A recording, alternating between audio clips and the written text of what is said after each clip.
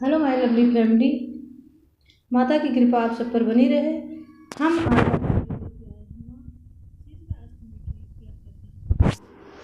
इस साल माँ शीतला व्रत माता शीतला जी का व्रत शीतला अष्टमी पड़ रही है। 15 तारीख 2023 दिन बुधवार को मनाई जाएगी।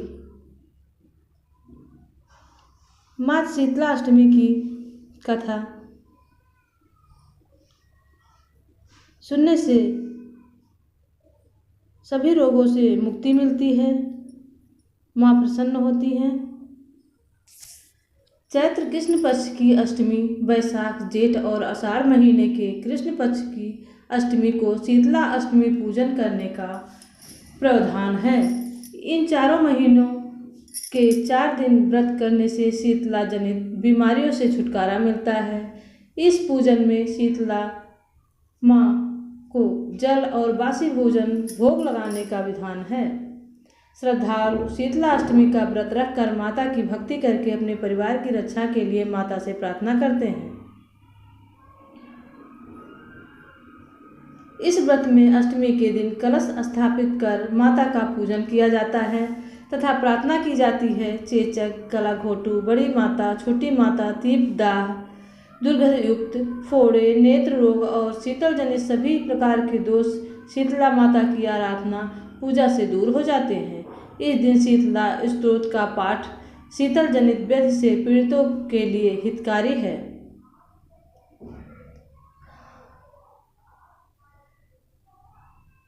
गंधर्व पर आरूढ़ है। सूप, मर्जनी और नीम के पत्तों से अलंकृत इस अवसर पर माँ शीतला का पाठ करके निरोग रहने की प्रार्थना की जाती है।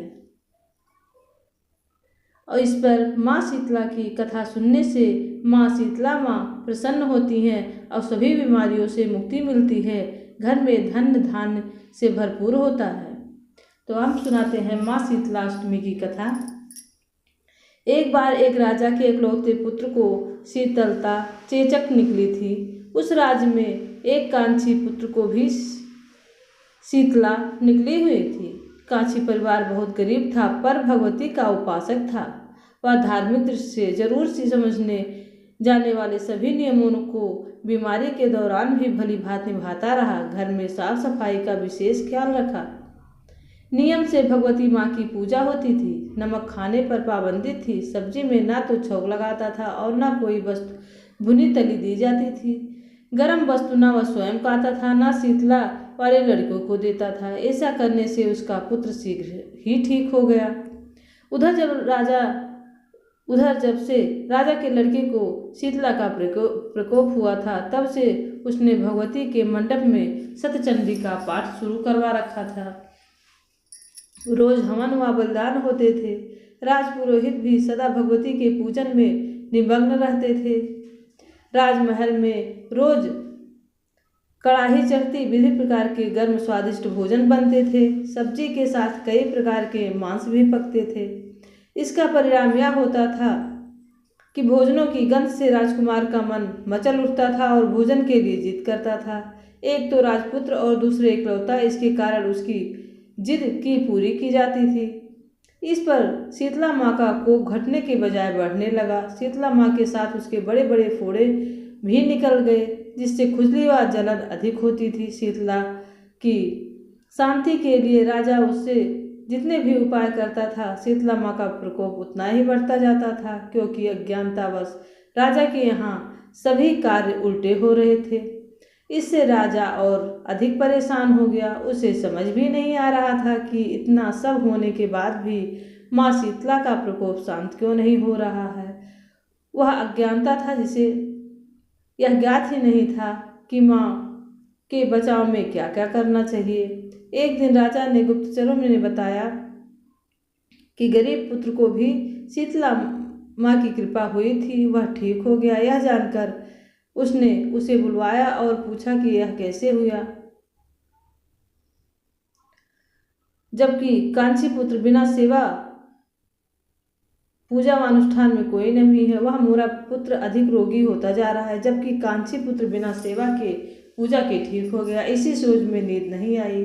श्वेत वस्त्रधारी भगवती ने उन्हें स्वप्न में दर्शन देकर कहा, हे राजन, मैं तुम्हारी सेवा अर्चना से प्रसन्न हूँ, इसलिए आज तुम्हारा पुत्र जीवित है।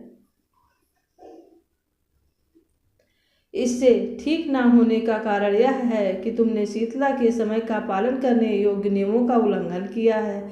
तुम्हें ऐसी हालत में नमक का प्रयोग बंद करना चाहिए। नमक से रोगी के पोड़ों में खुजली होती है। घर की सब्जियों में छौंक नहीं लगाना चाहिए, क्योंकि इसकी गंध से रोगी का मन वस्तुओं के खाने के लिए ललचाता है। रोगी का किसी के पास आना जाना मना है, क्योंकि वह रोग औरों को भी होने का भय रहता है। अतः इन नियमों का पालन कर तेरा पुत्र ठीक अवश्य हो जाएगा। बीच समझकर देवी अंतर ध्यान हो गई। प्रातः से ही राजा देवी के अनुसार सभी कार्यों की व्यवस्था की। उसके राजकुमार की सेहत पर अनुकूल प्रभाव पड़ा और वह ठीक हो गया। इसी दिन भगवान श्री कृष्ण और माता देवकी का विधिवत पूजन करके मध्यकाल में सात्विक पदार्थों का भोग लगाना चाहिए। ऐसा करने से पुण्य ही नहीं मिलता, बल्कि समस्त दुखों का निवारण होता है।